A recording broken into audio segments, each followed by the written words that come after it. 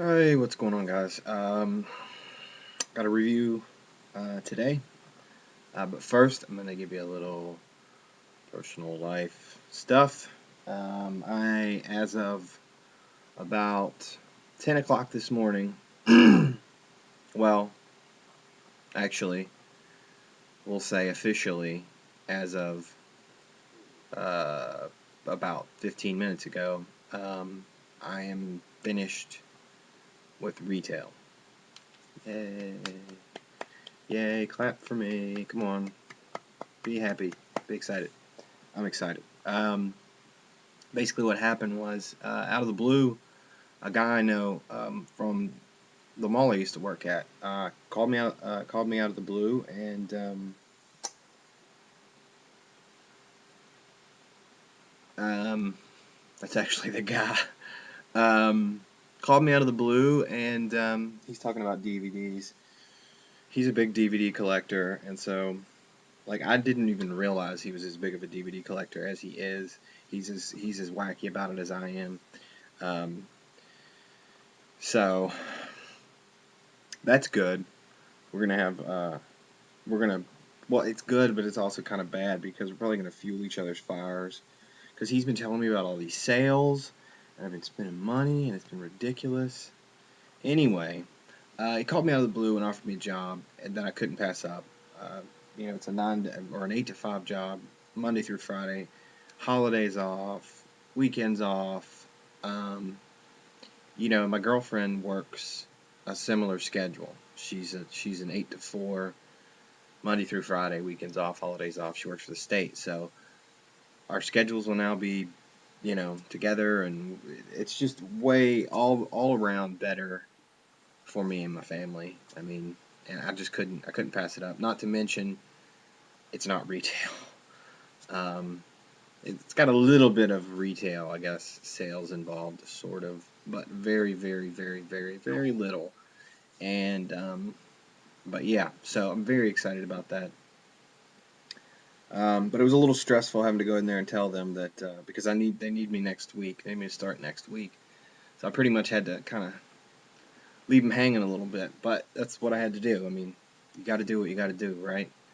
Um, it wouldn't have really bothered me except for my manager is like the coolest person in that store.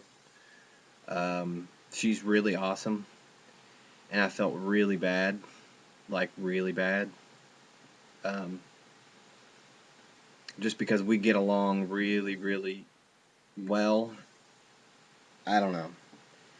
It really did kind of bum me out. Um, but just because of her, everybody else, I don't care.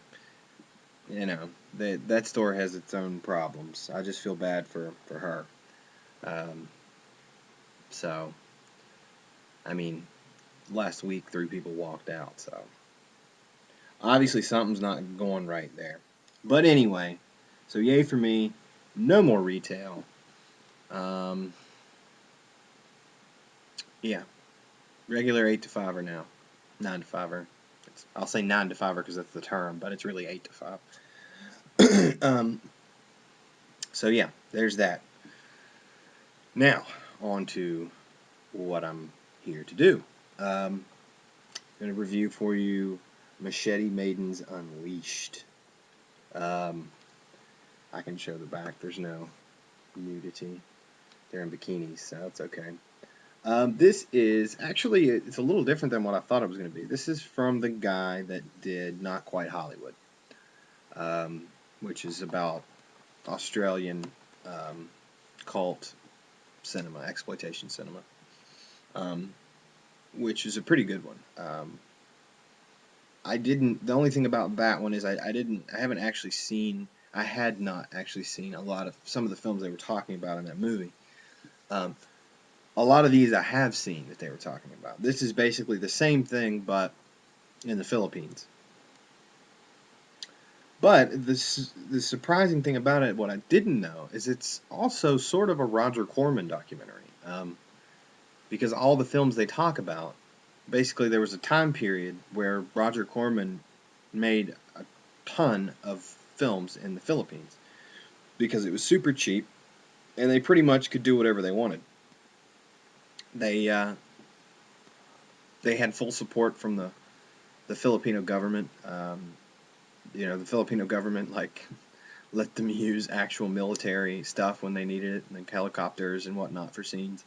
They let them use some of the actual military um, members of their military um, to do certain things, war scenes and stuff like that.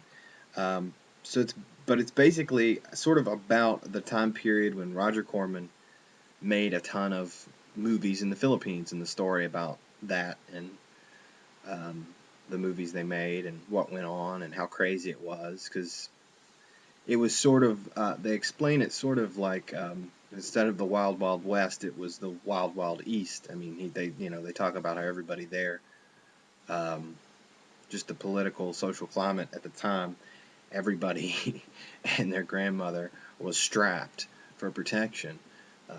There's a lot of stories on here about things that went down outside of the set that are pretty crazy. Some actors saw people actually murdered in front of them, almost murdered in front of them.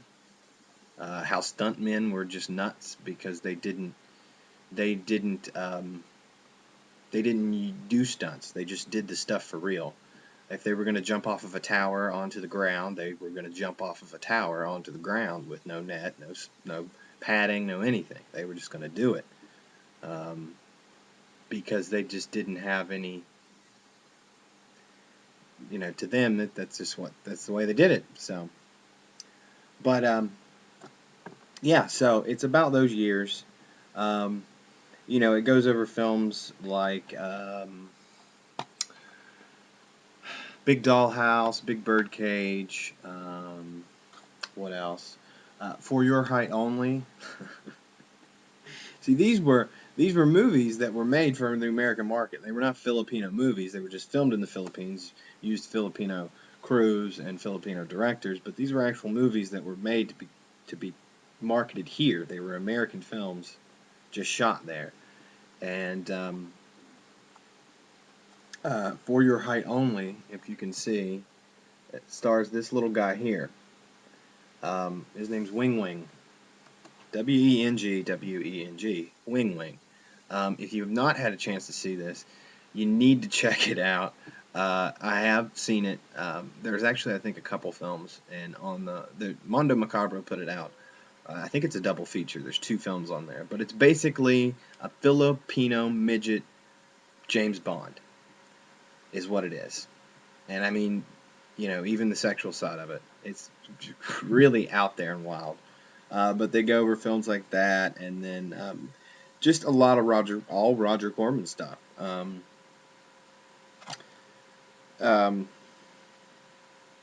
so they interview Jack Hill and Joe Dante, and Sid Haig is there in there, Pam Grier's in there, Judy Brown, all kinds of people. I actually enjoyed Machete Maidens Unleashed better than Not Quite Hollywood, um, just for the simple fact of the stories that these people can tell about their time and experiences is much more fascinating than I think anything is in Not Quite Hollywood.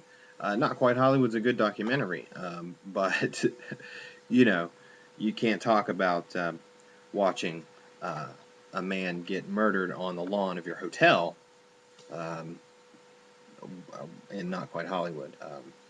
Shady Maidens Unleashed, yes, that is what goes down. It moves very quickly. I'm sorry. It moves very smoothly. I've always said this. I say it every time when I review a documentary. Documentaries, I believe, have to be edited just the right way um, to make sure nothing drags. Because you're it's a different tone. Documentaries are a different tone, and they have to be edited perfectly, I think. And this is another one that moves very well. It's edited very well, done very well, and I actually, again, like it better than Not Quite Hollywood. If you have seen Not Quite Hollywood and you like that film, I think you will certainly enjoy this just as much, if not more. Um, there's also a ton of extra footage on here. the bonus interviews last forever. Um, it's basically just extra footage. You know, you usually get this on these kind of documentaries. A lot of extra interview footage that they just couldn't put into the film. They put into the extras. There's some stuff at Fantastic Fest. There's an audio interview at Fantastic Fest. Room Morgue is an audio Q&A from Fantastic Fest. And of course, your typical trailers and commentaries are all here. But if you don't know anything about, you know, these movies, the movies that were made over there, I know I've seen quite a few of them actually, and didn't even realize that they were filmed there. Um, Even if you're not familiar with the films, I think if as long as you're a fan of you know B grade exploitation, um, you'll find this interesting. Um, just the stories alone from the actors and the way that they were treated and different things that went on. It's entertaining enough, even if you're not familiar with the films that they talk about. It's still a good watch. So I would certainly recommend it. It is one of the certainly better documentaries on any sort of exploitation that I've seen. I liked it better than American Grindhouse. I'm trying to look over here um, and vein it in the same. Let's see. Um, Well, now the only thing I can pick out is American Grindhouse. But yeah, I liked it better than American Grindhouse. I like it better than Not Quite Hollywood. Um, so I certainly would recommend it, especially if you're an exploitation fan. This is certainly one to pick up. A very interesting and unique time period for these films. So yeah, I would say certainly check it out, pick it up, watch it, love it, live it, whatever you got to do. I'm out of here. Yeah, I gotta go to the store. So yeah, you guys have a good day. Happy New Year. Woo.